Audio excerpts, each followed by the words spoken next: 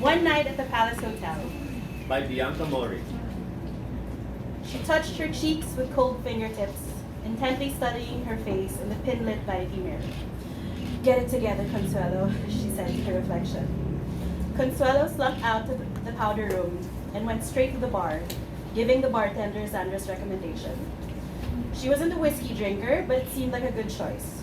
Something strong and dark, the definition of a stiff drink. She sipped and let the smoky, forceful taste of it fill her mouth and burn away her memories and nerves. The polished mahogany bar was solid and slick to the touch. She turned and leaned against it. Whiskey, eh? Said a deep voice to her side. I'll have the same job. She braced herself with a steady breath, turned and smiled. Sam, he said casually, not realizing the gut punch effect of the old pet name he had on Consuelo, who sipped whiskey to hide the wince on her face. Trust Sam Jose to know the bartender's name before the palace even opens. He pulled her hand delicately and leaned to sniff her tumbler. Fancy. I remember you being partial to boxed wine. Says the guy who introduced me to them. She rubbed the shiny lapel of his tuxedo. Now this is fancy. There was so much about him that was familiar. The sardonic smile, the way his upper lip quirked before he teased her, the intent way that he looked at her, that made her feel like she was being read, like an open book. Yet there was much that changed too.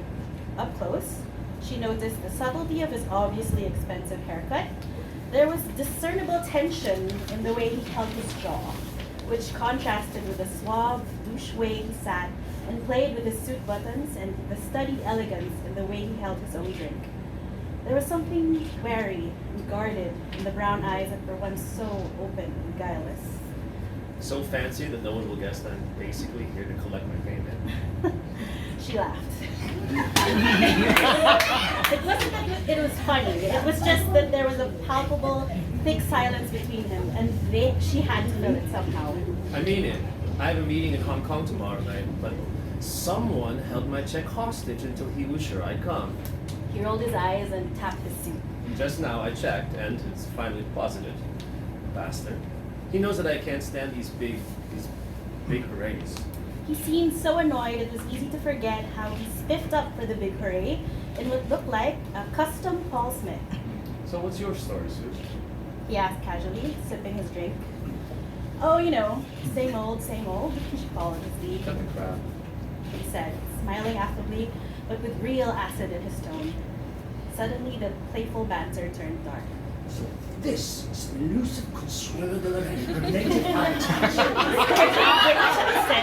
An attempt at a Richard Attenborough impression. Menu smells of money, society types abound. And profits with fake cheer. The explorer watches cautiously, wearing the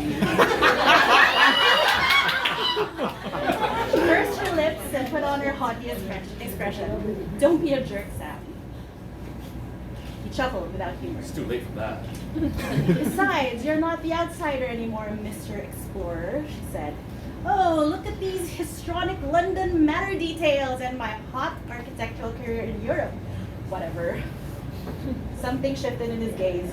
Some of the wariness slipped, and he bit his lip. I clean up good, don't I? One night at the Palace Hotel.